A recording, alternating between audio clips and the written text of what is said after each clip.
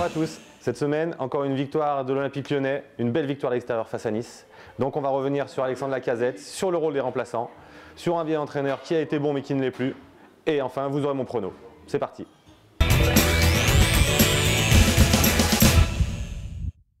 Cette semaine, j'aimerais revenir sur Alexandre Lacazette. Je n'ai pas toujours été fan de ce joueur. Je pensais vraiment qu'il profitait des espaces créés par Gomis pour exploiter et marquer des buts. Force est de constater que depuis qu'il s'est pris un coup de pied au cul par Didier Deschamps en n'étant pas convoqué en équipe de France, je pense que ça lui a mis un coup à son orgueil et il a voulu prouver qu'il était un très grand attaquant et il le prouve à chaque match. Il est aussi bon dos au but, à chaque fois qu'il fait un contrôle orienté, il élimine ses adversaires directs, il a de la vitesse, il peut jouer en profondeur et en rupture, il est à l'aise techniquement, c'est un finisseur, il frappe de loin. Pour moi, c'est un attaquant de très haut niveau et il le prouve à chaque match. Il m'a retourné, aujourd'hui je suis fan. Par contre, pour moi, il ne faut pas qu'il se blesse parce que sinon en attaque, aujourd'hui à l'OL, ça peut devenir le désert.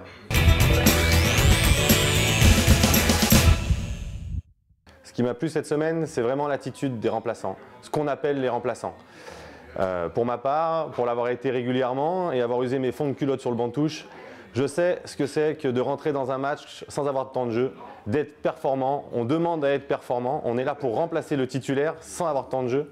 Et on sait que c'est très compliqué parce qu'il faut faire oublier le titulaire. Et Steve Malbranc, Arnold Mbemba, je vais rajouter Corentin Tolisso parce qu'il n'a pas joué à son poste, même Ngier, ont répondu présent. Pour moi, sur ce match à Nice, les remplaçants ont prouvé que ça pouvait être des titulaires en puissance, mais qu'il y avait plus fort qu'eux aujourd'hui dans l'esprit du coach et qu'en tout cas, on pouvait compter sur eux jusqu'à la fin de saison.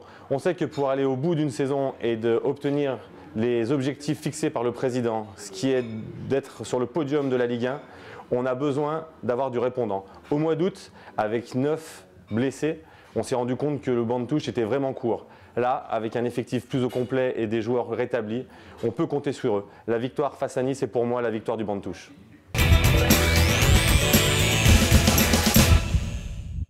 Alors cette semaine, ce que j'ai pas aimé, ça ne concernera pas le match de Nice parce que je pense que l'OL a fait un bon match. Il y a eu quelques erreurs individuelles, mais le jeu demande des fautes. Ce qui m'a pas plu cette semaine, c'est les déclarations d'un ancien entraîneur qui a été très bon, qui a été un très grand formateur. Je parle de Giroud, qui pour moi a la mémoire un peu courte en ce qui concerne la formation à l'Olympique Lyonnais.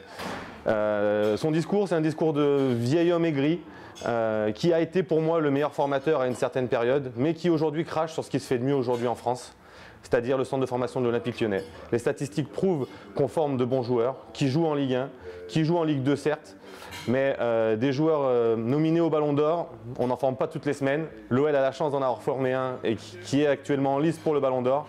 Mais la formation à l'OL ne se résume pas à Bruno Ngotti ou à Sidney Govou. Pour moi, il y en a bien d'autres. Rémi Garde, Florian Maurice, Alain Caveglia. On peut aller encore plus loin avec Benzema, Ben Arfa. Même moi, je fais partie de ces joueurs formés à l'Olympique Lyonnais, mais qui n'ont pas été Ballon d'Or, bien entendu, qui n'ont pas été champions d'Europe non plus. Mais la force de l'Olympique Lyonnais, c'est que malgré sa période faste, avec beaucoup d'argent qui a pu acheter des joueurs, on a continué la formation, car je faisais partie de l'effectif qui a été champion de France. C'était beaucoup plus dur, c'est sûr, pour les jeunes de trouver leur place. Mais grâce à cette philosophie et à cette politique, Jean-Michel Aulas a pu mener à bien son projet.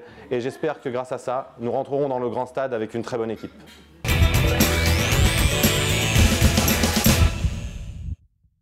Alors ce dimanche, match contre Guingamp. Je voulais d'abord vous féliciter parce que moi j'ai pronostiqué un match nul face à Nice. Sur internet, vous m'avez plutôt expliqué que contre Nice, nous allions gagner. La prolongation, excusez-moi, en Coupe de la Ligue leur a pesé dans les jambes, en effet. Vous aviez fait la bonne analyse, pas moi. Je vous tire mon chapeau. Cette semaine, pour le match de Guingamp, je pronostique une victoire 3-0. On continue sur la dynamique, je suis lancé, j'attends vos pronos, j'attends vos retours sur le site internet, sur Twitter, n'hésitez pas, et à la semaine prochaine.